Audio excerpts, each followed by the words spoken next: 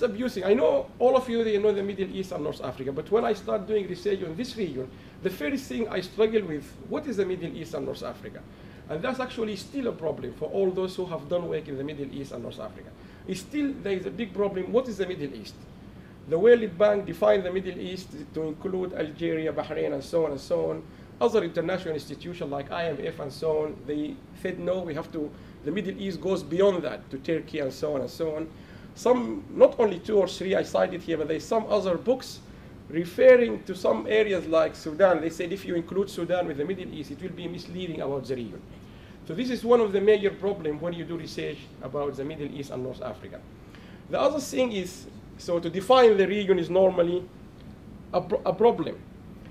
The other thing, I know you know the region, but there's some facts we need to consider it. Many people, they consider it as the most important part of the world now. And that due to many factors. Some, they said, it got a special or have a strategic priority because of oil. And every time in the news we hear Americans are there for oil, this war because of oil, Iraq. There's lots of, anytime we refer to oil, oil. Yes, these countries, some of them are very rich in oil, like Abu Dhabi, like Saudi Arabia, Kuwait, and so on. So I think we have, this is another, we're going to have this speech shortly from ALLAM. He's been in the BBC and all this. He will talk to us far better than what, but I think you all agree we have never been short of news every day, every news, every channel, every hour, something about the Middle East. The other thing also, a general feature of the regions generally, governments do involve heavily in regulating the policy and how things are happening in the region. That's another criteria for the region. There is dominant features also whenever, always associated with the Middle East. One of them, Islam, is always associated with, every discussion is keep going back to Islam, religions, and so on. Also, the US is quite dominant in any discussion about the Middle East. Not like the UK, France. It's been a dominant, every time you find that discussion coming back in the US and the US involvement and so on and so on.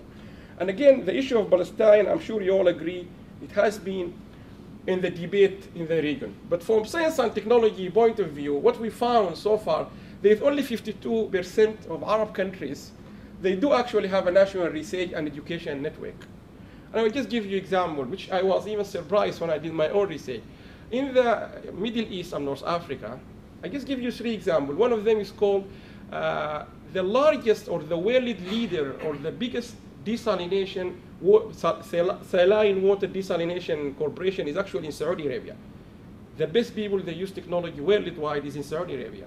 The largest desalination corporation is in Saudi Arabia. You have Masdar City, which is a carbon city, the carbon-free, the first world carbon-free city in Abu Dhabi. You have the largest agricultural research institution in the region is in Sudan. There's so many examples I can give you, but if you ask them, do they communicate with each other? Leader in agriculture, leader in desalination, leader in sustainability, they don't even communicate with each other. Imagine, what about, there's so much learning from Saudi Arabia to those people in Abu Dhabi, from those people in Sudan, and so on. So we realize this is not the case within Europe. Within Europe, people learn from each other. If Ukraine is doing something very good, the rest of Europe is learning from Ukraine. If Germany is doing something good, quickly the others in Europe, they are learning. In the Arab countries, that's not the case, despite the very good research or work is done. And I think we're also very delighted, and there's an excellent opportunity we're going to hear to Professor Al-Fahad about a research center in Sudan being recognized internationally as a leader in that area. I will not spoil this, he will talk to us. Again, there's others are not interacting with each other to learn from. This is one thing so understanding the problems in the Middle East are very complex, and they need much better knowledge about the region. I will give you very quick statistics which are available in the public domain. You can go and click here and you can see the latest about this is a measure by Yale University in the US. It's so far considered very reliable. You can go and check any country, the whole region, and you can see how the Arab countries or the Middle East is doing. But generally speaking, most of the Arab countries are not doing very well, particularly very rich one like United Arab Emirates. You can see United Arab Emirates is, and that is being recognized by the government, which can give you an idea that no matter how rich or poor, that doesn't mean you are taking care of the environment. Abu Dhabi is a very rich country, but still in the environment is a big challenge in United Arab Emirates.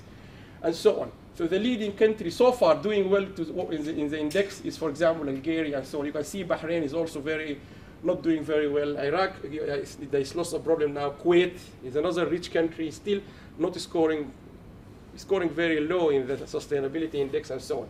That's one index. The other thing is innovation. Two countries have been so far or been recognized internationally is Qatar and United Arab Emirates. And in the scale, you can see Qatar is the last one done by INSEAD. They are number 26 worldwide in terms of innovation index, which is a good sign something is going well in some countries. United Arab Emirates also. And United Arab Emirates in another index, which is the Digital Opportunity Index, it was cited as the only Arab country among other 5 countries worldwide managed to exceed the 50% target of broadband in houses and so on. So some are doing very well, but you can see, sorry, I have to get this back one. But all of them are not scoring very well, like Jordan, 41, Bahrain, 46. They are progressing, but you can see the score is still very low. The other alarming problem in the region, the origin of patents application. You can see the Middle East area here. There's hardly even small dot. There's no any registration of any patent from the whole region. So you can see the concentration of patents, which are indicators of how science and technology is going. This is almost blank. And that doesn't mean because they don't have things to have patent for, but there's other reasons for most of the work done in these countries is just stuck in some libraries or in their reports or in their offices. People can't see it. I have been told when I went to United Arab Emirates, one of the best research done on GIS is in United Arab Emirates. They did lots of work, but you can hardly find a report or a book or a journal paper about GIS in the Arab countries. But they have done lots of work there, but stuck in some municipalities and so on. It's not being published. It's also the issue of confidentiality and report not to be seen and so on. That's another issue. Another thing, in terms of scientific citation, you can see there is hardly somebody referred to the work done in the Arab countries. That's another alarming thing. Most of the citations are happening from this part of the world. That's another big alarming thing. There's lots of scientists and so on. There's lots of work done here, but there's no one referred to what is going on here. International journal, there is one, I think there's a couple of journals. One is Saudi Medical Journal or something published by Elsevier and so on. So this is a very big alarming indicator from the World Bank. Knowledge economy, I will not talk too much because we have not only an expert on knowledge economy, but we are so lucky to have Ed talking to us after the break. He knows this more than us, and he will tell us far better the concept and the theory behind this. He advised many governments. But generally speaking, you can see the scale from the World Bank knowledge economy. I will not even talk about this. I will leave everything to Ed. But the highest ranking is United Arab Emirates, and it's still far away from the average, not only from the leader, which is Sweden, but compare with like Ireland, compare with Estonia, even compare with Malaysia, we are still, Malaysia is always being used as an example for the rest of Arab countries, but most of them are not doing very well. And I will assume the actual result now will be even worse after these wars and lots of troubles in Cairo, in Libya and so on. The things, because when we contacted embassy here through the foreign office, there's 3 or 4 embassies from the foreign office, official record closed, Iraq, Libya, Iran, and so on and so on. To that extent, officially in the government eyes, this embassy is temporary, there's no communication and so on. So, but the other thing is, the more alarming thing, some of them are progressing well if you compare from 2000 to 2011. Some are progressing positively, like United Arab Emirates, Oman, 18%. Yeah, there's lots of good work happening in Oman and so on. But the alarming thing, some are backward progressing. If you can see here, Bahrain -2, Qatar -5, which can give you another issue. In innovation, they are doing very well, but in the knowledge economy or index overall, they are minus, they are going backward. And maybe it can shed lights on, it's quite difficult to get this right. Why? In the innovation index, they are doing very well. Innovation is one part of this, but overall, they are not doing very well. And you can see some are -18, like Kuwait. Kuwait is a very rich country. And you can see there are others, for example, like what is Jordan, Lebanon, and so on and so on. That's another issue. Now, the World Bank said it very clear, and I will just read it for you. Without a solid capacity to innovate and produce quality services and products, countries in the Middle East and North Africa region will struggle to become more productive and develop more knowledge-based products and services. It's very clear. This is the summary of that report.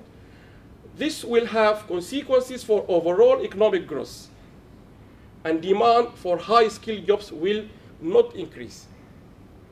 Now, there's two main issues. Last night I was talking to one of the ladies who was also in this network from Kuwait University, and she said the same thing.